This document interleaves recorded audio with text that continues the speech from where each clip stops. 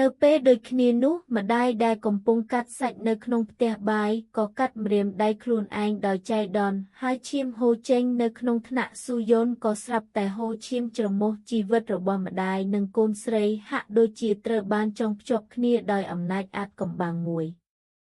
បន្ទាប់ពីរៀនចប់ថ្ងៃនោះស៊ូយ៉ុនមានអារម្មណ៍ថាមានអ្វីមួយកំពុងតាមនាងជាប់ជានិច្ចទស្សនិកជនអាចឃើញថាកាបូបសិស្សរបស់នាងកំពុងហូរឈាមហើយនៅពីមុខនាងមានខ្មោចស្រីម្នាក់ឈរមើលនាងយ៉ាងស្ងៀមស្ងាត់តែស៊ូយ៉ុននៅមិនទាន់អាចឃើញវានៅឡើយទេពេលត្រឡប់មកផ្ទះវិញស៊ូយ៉ុនកាន់តែមានអាកប្បកិរិយាចម្លែកភ្នែករបស់នាងមើលទៅរឹងនិងត្រជាក់ដូចជាមនុស្សម្នាក់ផ្សេងទៀតនៅពេលម្ដាយចង់ចូលពិនិត្យបន្ទប់កូនស្រីដែលធ្លាប់ស្ងៀមស្ងាត់ស្រាប់តែចាប់ដៃនិងរុញម្ដាយយ៉ាងខ្លាំងរហូតបុកជញ្ជាំងគ្រូពេទ្យបានវិនិច្ឆ័យថានេះគ្រាន់តែជាបញ្ហាផ្លូវចិត្តដែលបង្កឡើងដោយសម្ពាធនៃការសិក្សាប៉ុន្តែម្ដាយដឹងច្បាស់ក្នុងចិត្តថាបញ្ហាពិតប្រាកដគឺពាងដែលនាងយកមកពីទីផ្សារខ្មោចពេលនាងចង់បោះចោលពាងនោះនាងបានដឹងថាវាមិនអាចធ្វើបានឡើយនៅទីផ្សារខ្មោចការជួញដូរម្ដងហើយគ្មានសិទ្ធិសោកស្ដាយឬដកថយទេពេលដៃរបស់នាងប៉ះពាងអំណាចដែលមើលមិនឃើញមួយបានទាញនាងចេញភ្លាមរបួសនៅក្តាយដែលធ្លាប់កាត់សម្រាប់ពិធីនោះក៏បែកឡើងវិញហើយឈាមហូរចេញដូចទឹកនៅពេលនោះទើបនាងយល់ច្បាស់ថាការជួញដូរនេះគ្មានផ្លូវត្រឡប់ក្រោយឡើយនៅពេលរៀនពេលល្ងាចស៊ូយ៉ុនចាប់ផ្ដើមសង្កេតឃើញថាមិត្តរួមថ្នាក់នៅជុំវិញនាងមានអាការៈចម្លែកម្នាក់អង្គុយសម្លឹងទៅលើពិដានដូចជាមិនមានវិញ្ញាណពេលនោះនាងបាននឹកឃើញវិធីធ្វើសញ្ញាម្រាមដៃដែលស៊ូជីនធ្លាប់បង្រៀននាងលើកដៃញ័រឡើងហើយមើលតាមចន្លោះម្រាមដៃអ្វីដែលនាងឃើញគឺគួរឲ្យភ័យខ្លាចយ៉ាងខ្លាំងនៅពីមុខសិស្សម្នាក់ដែលកំពុងរៀនមានខ្មោចមួយឈរនៅជាមួយនោះមានន័យថាមិនមែនមានតែគ្រួសាររបស់នាងប៉ុណ្ណោះទេដែលបានទិញខ្មោចដើម្បីបង្កើនលទ្ធផលសិក្សានៅពីមុខស៊ូយ៉ុនផ្ទាល់ក៏មានខ្មោចស្រីដែលម្ដាយរបស់នាងបានទិញពីទីផ្សារខ្មោចកំពុងសម្លឹងមើលនាងយ៉ាងតឹងរ៉ឹងនាងព្យាយាមរត់គេចប៉ុន្តែត្រូវខ្មោចទាញឲ្យត្រឡប់ទៅកៅអីវិញនៅពេលដូចគ្នានោះម្ដាយនៅផ្ទះក៏ដួលសន្លប់ក្នុងថ្លុកឈាមដោយសារបាត់បង់ឈាមច្រើនពេកនាងបានប្រើឈាមរបស់ខ្លួនដើម្បីប្ដូរយកចំណាត់ថ្នាក់លេខ1សម្រាប់កូនស្រីប៉ុន្តែឈាមនោះក៏បានបំផ្លាញអនាគតរបស់ម្ដាយនិងកូនស្រីទាំងពីរផងដែរ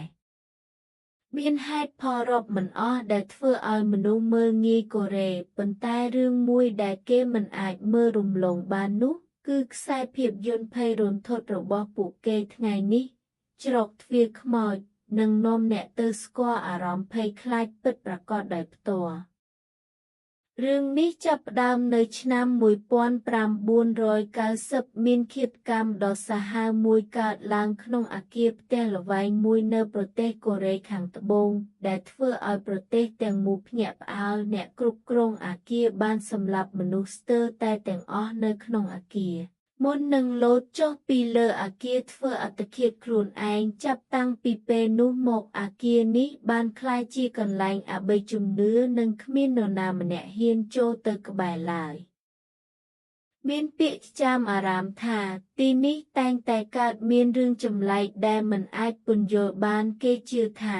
ដោយសារតែទីតាំងភូមិសាស្ត្ររបស់វាស្ថិតនៅលើចំណុចប្រសពរវាងពិភពមនុស្សនិងពិភពវិញ្ញាណរាល់ពេលពិធីបុណ្យខ្មោចឃ្លានមកដល់ព្រះច័ន្ទក្រហមចម្លែកមួយនឹងរះឡើងពីលើដំបូលអគារហើយនៅពេលនោះពិភពរស់និងពិភពស្លាប់នឹងត្រូវភ្ជាប់គ្នាមនុស្សរស់ថែមទាំងអាចមើលឃើញព្រលឹងអ្នកស្លាប់ដោយភ្នែកទេផងដែរនៅឆ្នាំ1996និស្សិតមហាវិទ្យាល័យ3នាក់បានសម្រេចចិត្តលួចចូលអគារនោះដើម្បីថតរូបព្រះច័ន្ទឈាមនិងបង្ហាញភស្តុតាងអំពីអំណាចអាក្រក់នៅទីនោះដំបូងអ្វីហាក់ដូចជាស្ងប់ស្ងាត់ធម្មតាពួកគេចាប់ផ្ដើមគិតថា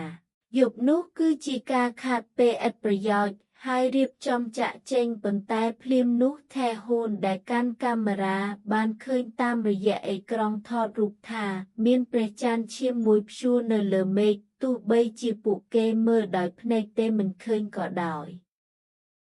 ខណៈពេលដែលពួកគេកំពុងភ្ញាក់ផ្អើលស្រាប់តែមានសំឡេងចម្លែកមួយកើតឡើងពីក្រោយពេលងាកមើលទ្វារចេញត្រូវបានចាក់សោជិតជ្រុងដោយមិនដឹងមូលហេតុយន់ហែកព្យាយាមទៅបើកប៉ុន្តែទ្វារដែកមិនអាចរើចេញបានឡើយបន្តិចក្រោយមកខ្យល់ត្រជាក់ញាក់ឆ្អឹងមួយបានបក់កាត់ខ្លួនពួកគេ